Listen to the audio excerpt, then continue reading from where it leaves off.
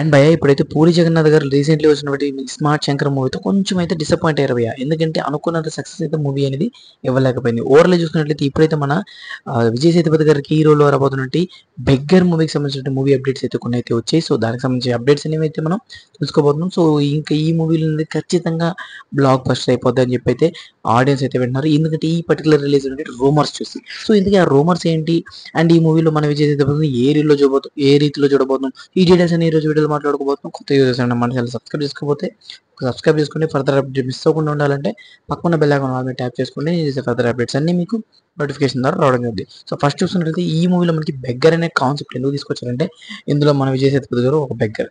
So అదే భయ్య మీకు బెగ్గర్ అంటే కంప్లీట్లీ తెలుగు మీనింగ్ అయితే మనం ఓటీటీస్ లో వద్దులేండి. సో బెగ్గర్ గెటప్లు అయితే రాబోతున్నారు. సో ఇంతకీ మన మాస్ పూరి జగన్నాథ్ గారు అయితే ఒక బెగ్గర్ని తీసుకొని ఏ రీతిలో ఆన్ స్క్రీన్ మీద చూపిపోతున్నారు అనేది ఒక క్వశ్చన్ మార్క్ అయితే నాకైతే రైజ్ చేసింది. అండ్ ఇప్పుడు ఇంకొన్ని పడుతున్నట్టు రూమర్ ఏంటంటే ఈ మూవీలో మనకి విజయ్ సేతుపతిని 3 డిఫరెంట్ రోల్స్ లాగా చూపిపోతున్నారంట.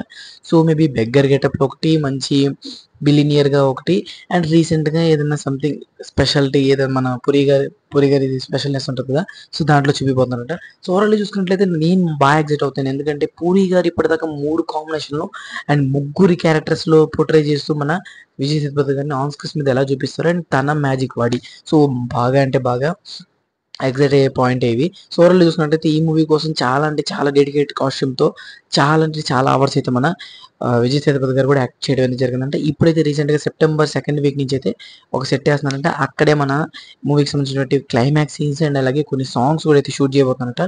సో ఇక కంప్లీట్లీ ఈ బెగ్గర్ మూవీ అనేది మనకు ఆన్ స్క్రీన్ మీద వచ్చేసరికి కంప్లీట్లీ ఈ ఇయర్ ఎండింగ్ అనేది నెక్స్ట్ ఇయర్ ఫిబ్రవరి మంత్లో అయితే రావచ్చు అన్నారు. సో పూరి గారి మూవీస్ అన్నిట్లో కంబ్యాక్ మూవీ అవుతుందని నేనైతే అనుకుంటున్నాను. ఎందుకంటే పూరి గారి చాలా టైం తీసుకున్నారు ఈ యొక్క మూవీకి అయితే. అండ్ విజయ్ సేతుపతి యాక్టింగ్ కూడా పీక్ లెవెల్లో ఉంటుంది.